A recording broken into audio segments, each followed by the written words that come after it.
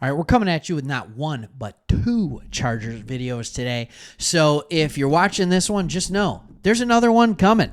There is another one coming, but in this one, I want to talk about a player that I know well. And this is just kind of the intriguing one that I wanted to do first. And the Chargers have brought in a very interesting candidate to challenge and be an outside threat in their wide receiver room. And that player is none other, I'm going to show you this here, than DJ Chark. All right. And what I will forever know DJ Chark for is his time with the Detroit Lions, which is a great segue for me to talk about just what this channel is about. All right. And then we'll talk about Chark. We'll talk about the possible fit and other things that we're hearing and rumblings out of the Chargers camp. But we are Lions fans. You can see the Hutch jersey back there, but we are also Michigan fans. We're living in Michigan, and we have followed Harbaugh and his trailer out to the West Coast, all right, his camper, whatever you want to call it, motorhome. And we are there with you guys. And after the Lions New Jersey reveal, can we just all be honest and say that the Lions and the Chargers have the best uniforms in football?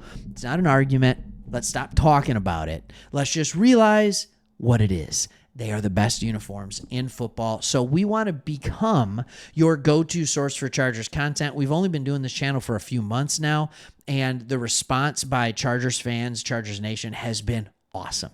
This has been such an easy, seamless fit for us to talk Chargers football and a team that we've absolutely been watching. So let's talk about DJ Chark.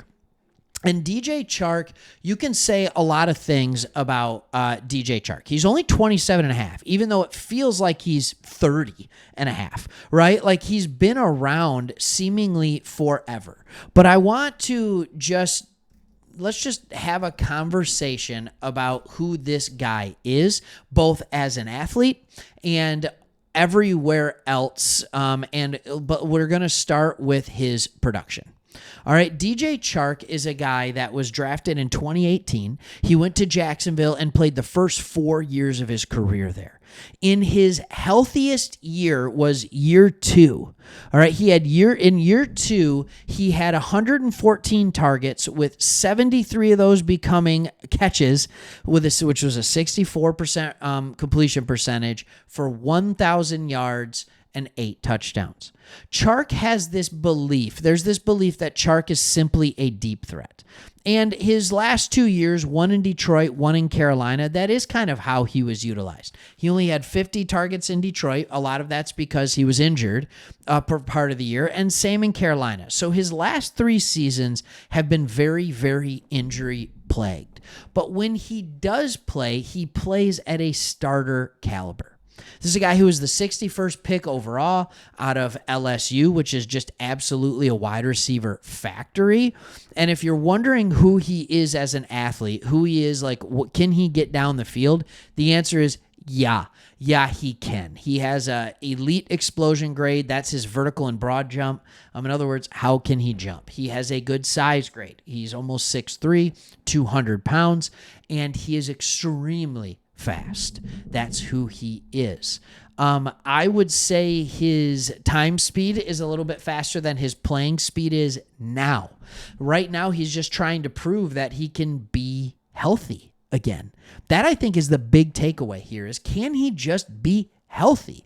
Because when he's healthy, he is a good player. He is a good second or third wide receiver. He is a good second outside wide receiver. That's who he is. So when you're bringing in guys like this, it's not as much of a yawn factor as other players you may have brought in to be wide receivers or what you're looking at.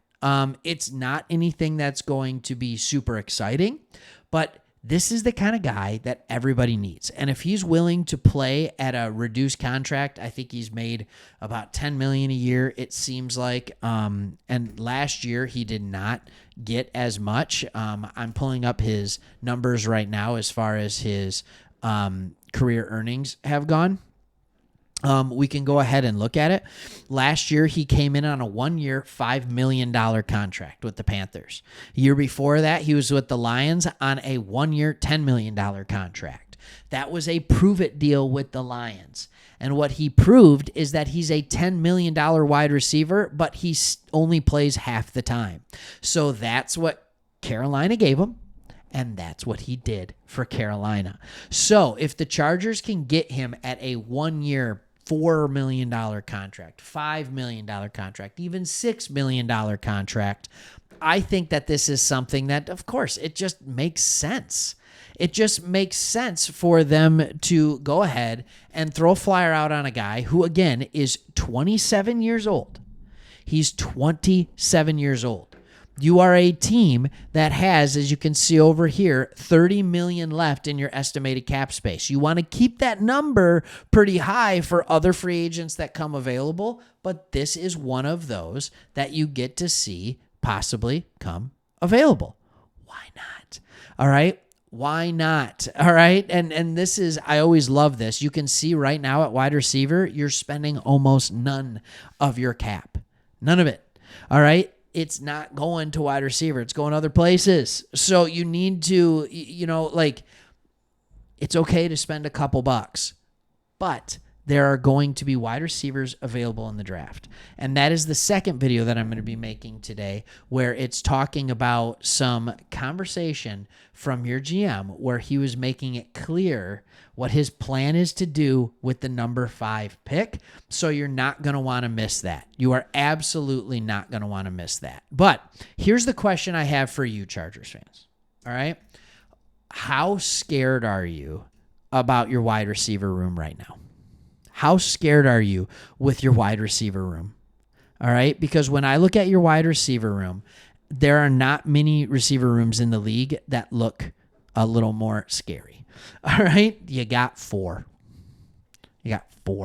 And one of them is, you can call Darius Davis a slot receiver. He's a returner. He's a gadget receiver. Josh Palmer is a good player. I like him a lot. Quentin Johnson, I'm not sure what he will become. It's too early to tell, but early returns aren't great. My question for you is how comfortable are you in your wide receiver room?